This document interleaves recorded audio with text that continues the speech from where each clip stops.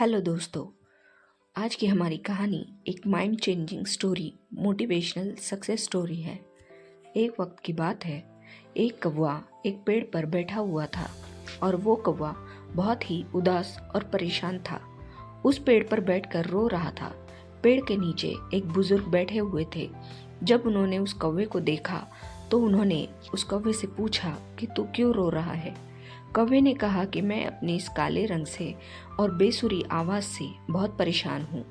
जिसके भी घर के सामने बैठता हूँ वह लोग मुझे उड़ा देते हैं।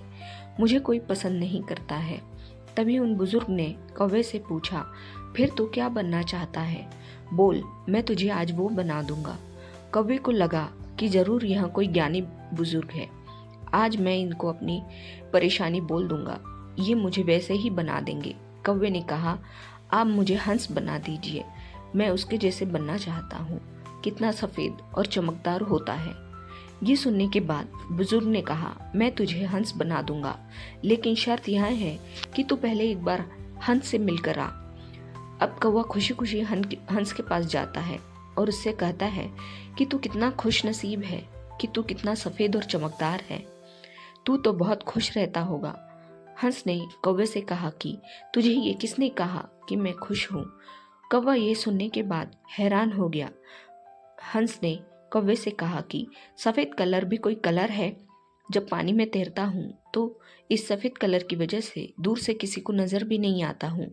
कौवे ने उससे कहा कि अगर तेरी जिंदगी इतनी खराब है तो फिर तू क्या बनना चाहता है? हंस ने कहा, अगर मुझे मौका मिले तो मैं मिट्ठू बनना चाहता हूँ। कितना मस्त हरे कलर का होता है, ऊपर से उसकी चोंच लाल कलर की होती है और वहाँ सभी से बातें करता है। कौवा और हंस दोनों भी मिट्ठू को ढूंढने के लिए निकले। 3-4 चक्कर लगाने के बाद उन्होंने मिट्ठू को एक पेड़ पर बैठा हुआ देखा। ये दोनों भी उसके पास गए और उसे कहने लगे कि मिट्ठू भाई, तेरी जिंदगी तो मस्त है यार, तू अपनी जिंदगी में खुश रहता होगा।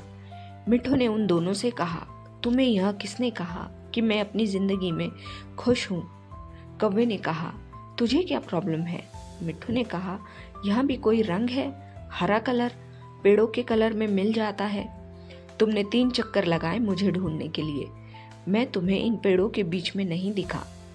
अब कौवे ने उससे कहा, फिर तू किसके जैसे बनना चाहता है?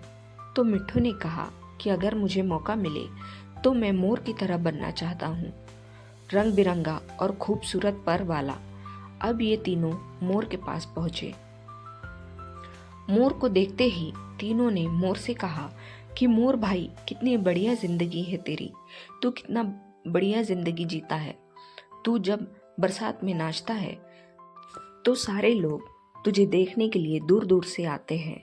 तेरी जिंदगी तो मस्त है यार। मोर ने उन तीनों से कहा, तुमसे किसने कहा कि मैं अपनी जिंदगी में मस्त रहता हूँ? अब कौवे ने मोर से पूछा, क्या तू भी अपनी जिंदगी से खुश नहीं है? अब तुझे क्या प्रॉब्लम है? तभी मोर ने कहा, अब ध्यान से इस आवाज़ को सुनो जो धीरे धीरे हमारी तरफ बढ़ रही है। कौवे ने कहा, ये किसकी आवाज़ है? मोर बोला, शिकारी की। हर वक्त हमें शिकारियों से बचकर भागना पड़ता है। अगर किसी शिकारी ने हमें पकड़ लिया तो हमारे एक एक पर को हमारी बॉडी से नोच लेता है, पूरी खूबसूरती हमारी छीन लेता है। फिर कौवे ने मोर से कहा, फिर तू किसके जैसे बनना चाहता है? मोर ने कौवे की तरफ देखकर कहा कि मैं तेरे जैसा बनना चाहता हूँ। तुझे किसी बात का टेंशन नहीं है, जहाँ मर्जी चाहे उड़ सकता है, जिस दिशा में चाहे जा सकता है।